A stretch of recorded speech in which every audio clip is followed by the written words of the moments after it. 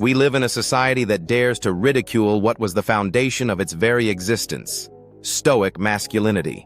The mastery of emotions, the ability to build empires, to lead with discipline, to move forward without depending on constant validation.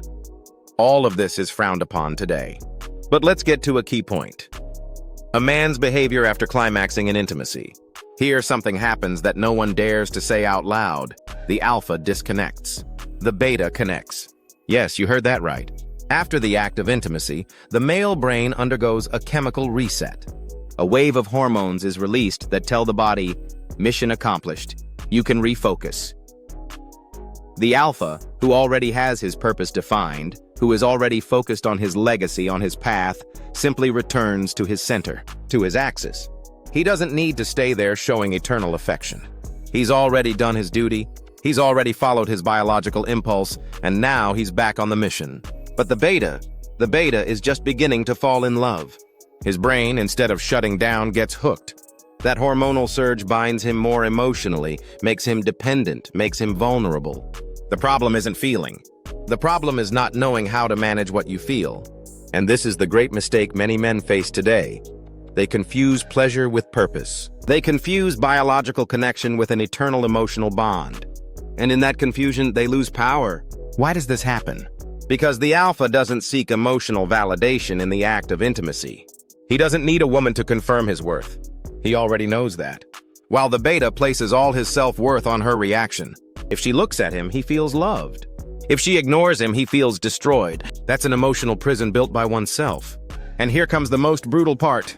We are discriminated against for being stoic, for not reacting emotionally, for staying centered, for not showing fragility. They say we're cold, insensitive, distant, but it was that coldness that built civilizations.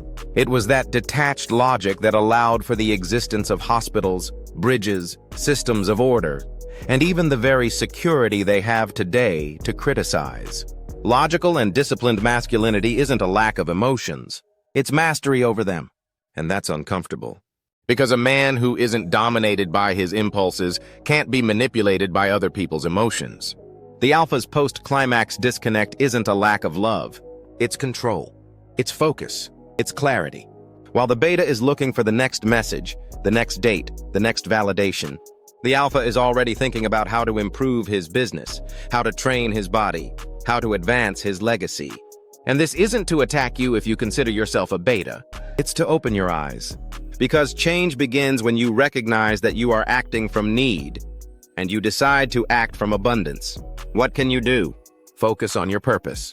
Pleasure without direction is self-destruction. Don't confuse hormonal connection with emotional connection. Learn to identify when it's chemistry and when it's a genuine relationship. Train your mind to return to its axis after pleasure. That will make you a man who conquers his world, not one who is conquered by impulses. And finally, don't allow society to make you feel guilty for being who you are. A man with a mission, a potential leader, an empire builder. Because the world doesn't need more broken men seeking approval. It needs whole men creating realities. The alpha doesn't stay put. The alpha follows his path because he's not here to surrender to pleasure. He's here to leave a legacy.